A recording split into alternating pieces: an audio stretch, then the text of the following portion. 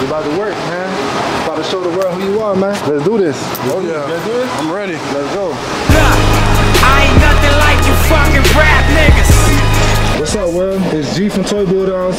Jack from My Little Bulldogs. And today, we gonna get into it. One-on-one with me And Jack.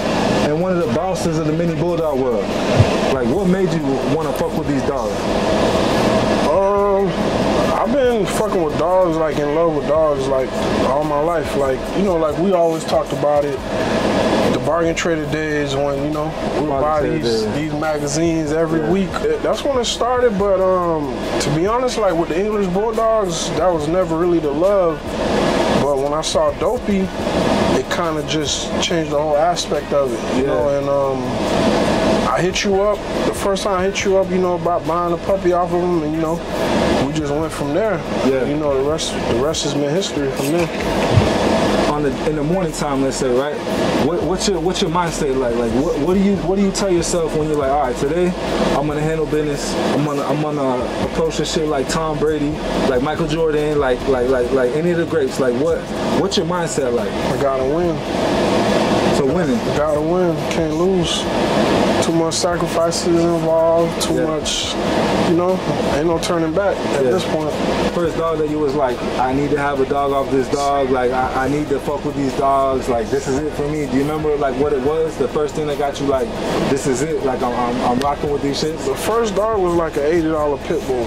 $80 pit bull? $80 pit bull. Yeah. That was the first dog. So at that time, I didn't care what it was off of. I just had to have it. But the first, you seen that on the bargain trader or you seen it online? On bargain trader. Yeah? Okay. I used to call the people, waste their time, you know, don't even have money to buy it, just, you know. That's why I have a lot of patience with people that hit me up. Yeah. You know, that's, because I used to be one of those people.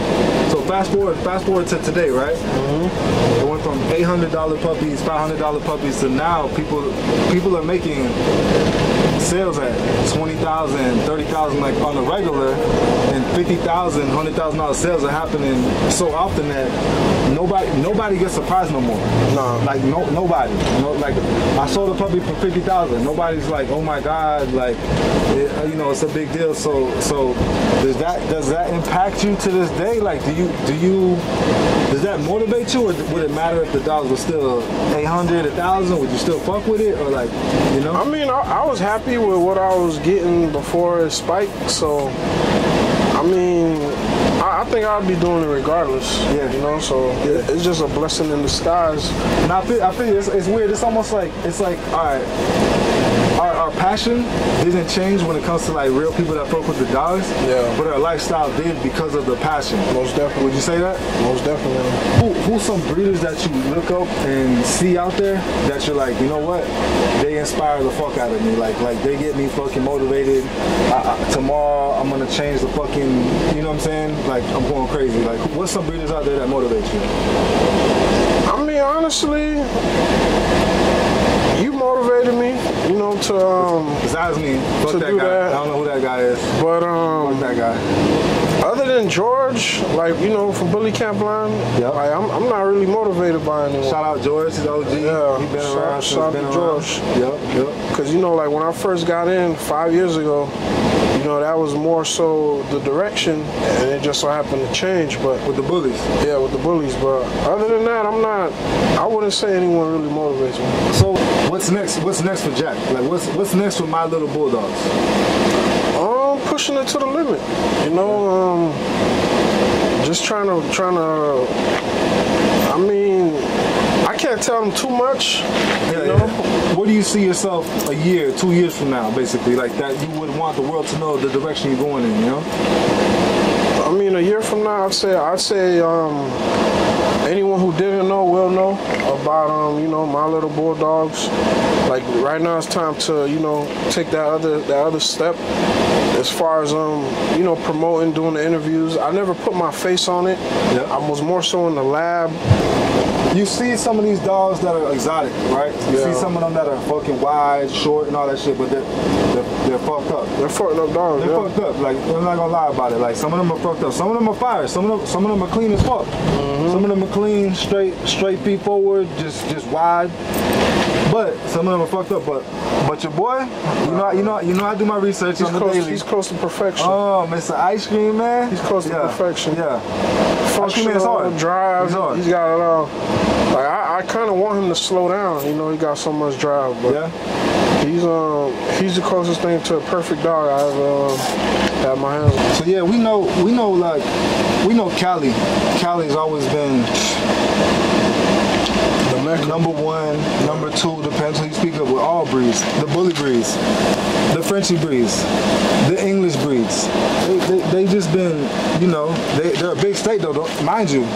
Most populated state in the fucking country, right? You know what I'm saying? Like, that plays a role. 40 million people or some shit. We got like 20. We got half of them, you know what I'm saying? Plus we're a new state. People move here from every fucking where, right? Yeah.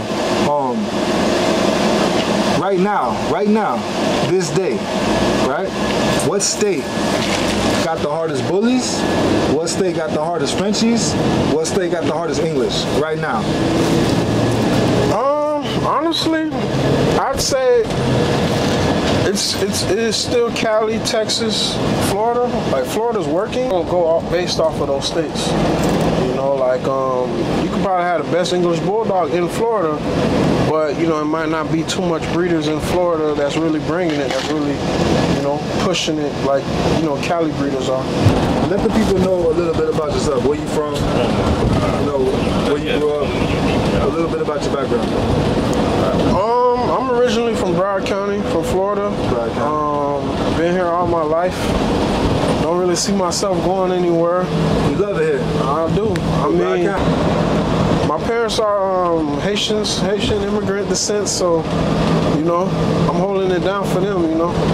Not too often you hear the Haitians got the dogs, but, you know, in this case, it's between me and you that we've talked about you maybe adding Frenchies to the lineup. Is that true? Yeah. You add some Frenchies? So you're gonna do minis and Frenchies same time? Yeah. There's a few people that do that hard. No, they are. So how you plan on separating yourself, right? Like, you know, like for everyone to know, how you plan on separating yourself, your camp, your program, from the next man's program? The same way that I jumped into English, and my dogs have traits that I stress and different things of that nature. So, you know, we're not cutting corners, so we're taking the long route. So whenever you take the long route, you know, you'll always it'll always work out for you, more so than doing shortcuts.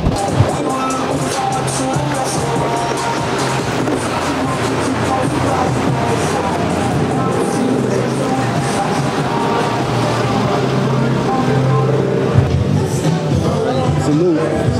Today's been a good day, you know what I'm saying? Wrapping up today, right? So I gotta ask these questions. You know, I gotta ask. People want to know your opinion. You know, your opinion's valid. Yeah. You got a voice in the dog world. That's fine. You got a voice in the dog world. You know what I'm saying? You made an impression over the last couple years. Who's your top 3 current breeders right now, and your top 3 old school breeders right now?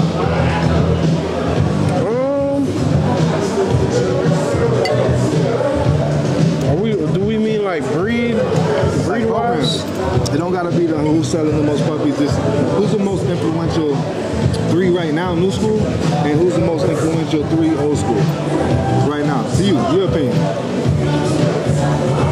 I ain't gonna lie, that's a tough one. I wasn't ready for that one. People wanna know this shit. You know? Yeah. I mean, like, from when I jumped in it, as far as consistency, I feel like I mentioned George again. Yep. I watched Conk Stacks just, he's a beast. You know, elevate from the time that I got into it, because, you know, bullies were my first interest. Yep. And a third one, I mean, I can't really think of it right now. All right, so who's your new school most influential breeders right now? Top 3 right now, besides yourself. I mean, honestly, I'm not influenced by nobody. I'm gonna be honest. I come from where your word is bond, you know, and You know, you only have one chance to keep that word. You know, so I mean that's the difference with me. I'm gonna bring what I tell them I'm gonna bring, and it's not gonna just be a promoting tactic. So look, you know, like I know, right? When you're doing well, you're making some big sales. You got popping studs. Your program is getting talked about. You know what comes with that. Animosity. Haters, animosity, envy, jealousy, you know, maybe breeders from your same county or your same town, you know, the envy, you know, like it comes with it. Hate seeing somebody from the same zone or same area that's maybe taking some steps further than they're taking steps with things that they wanted to do or whatever, right? All right, look, so now we're gonna wrap this up, but before we go, if there's any breeders out there that you wanna let them know, fuck you, suck my dick, I don't like you, I don't fuck with you, I need you to look into the camera, right? Let them know what time it is. I mean, if there's a couple breeders I can tell fuck off, fuck them. You got boys fuck off and fuck you, and I'm gonna continue to do me. Alright, yeah, and we out. I ain't nothing like you fucking rap niggas. Hustle man, a shooter, that's a fact.